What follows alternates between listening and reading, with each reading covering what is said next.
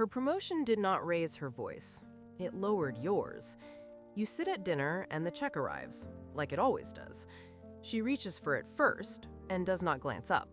The movement is calm, almost practiced. Last year, you split it without thinking. Tonight, you measure whether offering sounds generous or insecure. Your words feel heavier in your mouth. She thanks you softly and keeps her hand on the folder.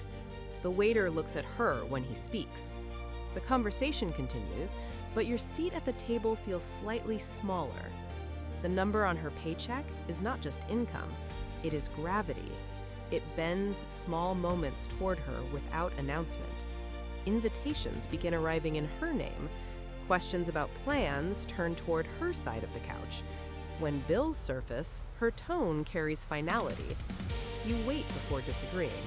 You soften opinions that once felt solid. Nothing hostile happens, yet something structural shifts. Money does not argue, it positions. The higher income quietly assigns authority and expectation. If she pays more, she decides more. The logic feels practical, yet it lands personal. You feel measured against a number you cannot see. The room recalculates contribution without asking how it feels. Her success becomes the new reference point. Your effort begins to look smaller beside it. Even praise sounds different now. When friends congratulate her, their eyes linger longer. When they ask what you are working on, the tone sounds polite. You tell yourself it should not matter. Your chest tightens anyway. Financial pressure does not shout, it compresses. It reduces space slowly. It turns partnership into comparison.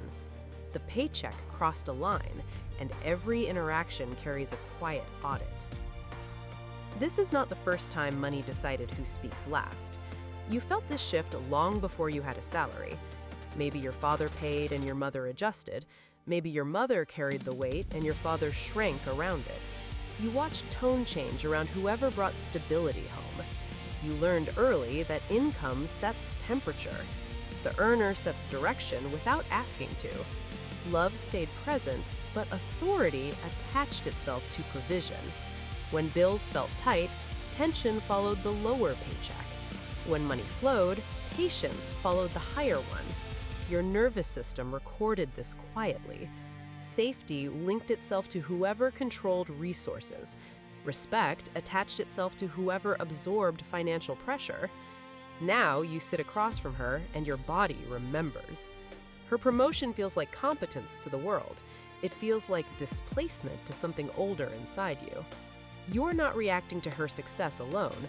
You are reacting to the loss of a role you were trained to hold. Providing was never just about money, it was about position. It was about being needed without question. When she earns more, your usefulness feels renegotiated, not verbally, structurally. The child who watched money decide mood is still tracking signals.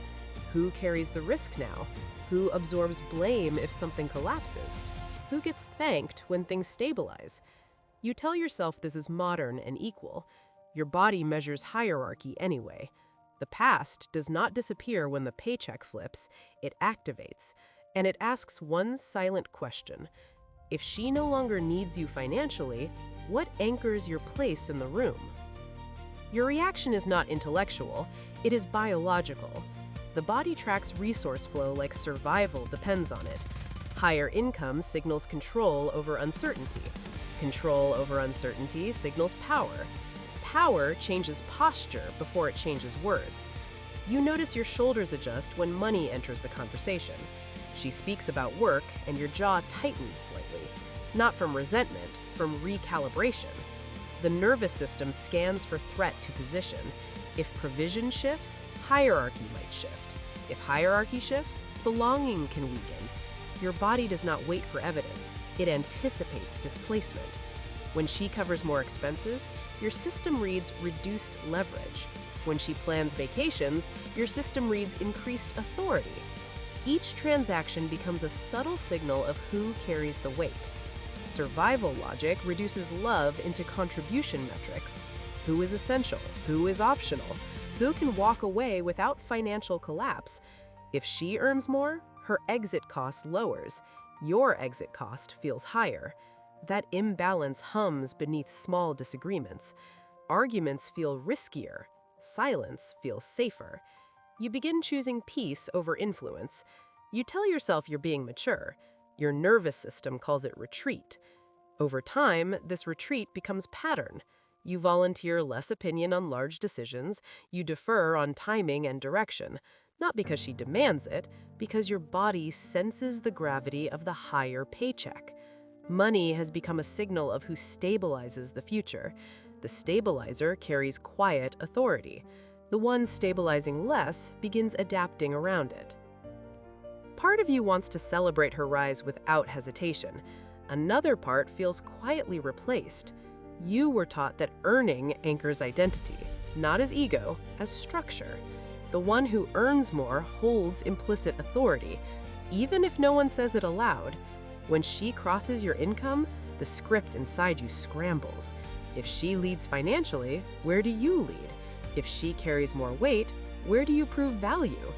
You begin searching for relevance in smaller places, fixing things, planning things, managing details. You try to stay essential without admitting the shift. She may not demand dominance, yet the dynamic tilts. Friends begin asking her about long-term plans. Family members reference her schedule first. Subtle language assigns her the role of stabilizer.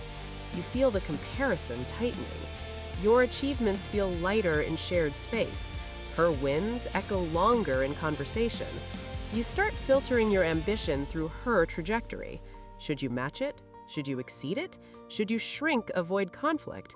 Loyalty to love clashes with loyalty to identity. You want partnership. You were conditioned for position. The conflict is not loud. It is constant. Each success of hers becomes proof of capability. Each hesitation of yours becomes evidence of decline. The room does not accuse you. It simply adjusts around new gravity, and you begin adjusting with it. Money does not only increase comfort, it reallocates leverage. The higher earner absorbs more visible responsibility. Visible responsibility converts into decision weight. Decision weight becomes quiet authority. Authority reshapes tone before anyone notices. When she pays for more, gratitude flows to her. Gratitude builds moral high ground. Moral high ground reduces friction when she asserts preference. If she funds the upgrade, she influences the upgrade. If she covers the shortfall, she defines urgency. Each contribution compounds positional strength. Meanwhile, your contributions blend into baseline expectation. Providing less shifts you from pillar to participant. Participant status limits override power. Override power determines whose discomfort gets prioritized. When stress hits, the room looks toward the stronger financial anchor. That anchor becomes default leader under pressure. You begin pre-editing your opinions to avoid sounding defensive. You explain purchases with extra context. You hesitate before challenging long-term plans. Not from weakness, from recalibrated math. Money has introduced asymmetry. Asymmetry narrows negotiation range. The higher paycheck increases perceived independence. Increased independence reduces relational risk for her. Increased independence shifts bargaining power. Bargaining power influences who compromises first. Over time, you start compromising earlier. She does not demand submission. The system rewards her position automatically, and you feel the difference each time your voice lands softer than it used to. The shift does not explode, it compresses. You begin speaking less in rooms where money is implied. Career discussions feel like comparisons instead of conversations. You avoid inviting friends who earn less, since contrast now feels dangerous. You avoid inviting friends who earn more, since contrast feels exposing. Your social circle narrows around safety.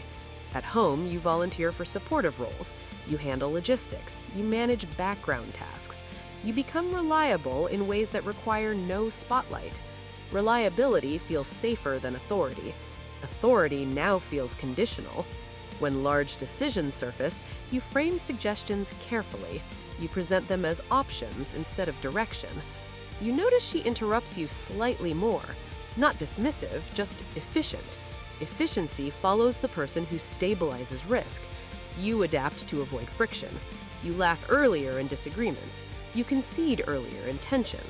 The pattern becomes invisible but consistent. Your posture shifts during introductions.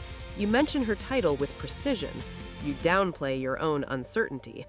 Over time, you stop tracking when this started. You only track how to remain valuable. The room has accepted new gravity. You have adjusted to orbit instead of anchor. One day, someone makes a joke about her being the real boss. The table laughs a little too easily. You smile on cue and feel something close behind your ribs. It is not humiliation, it is confirmation. The hierarchy has stabilized publicly. What began as a private income shift has become social.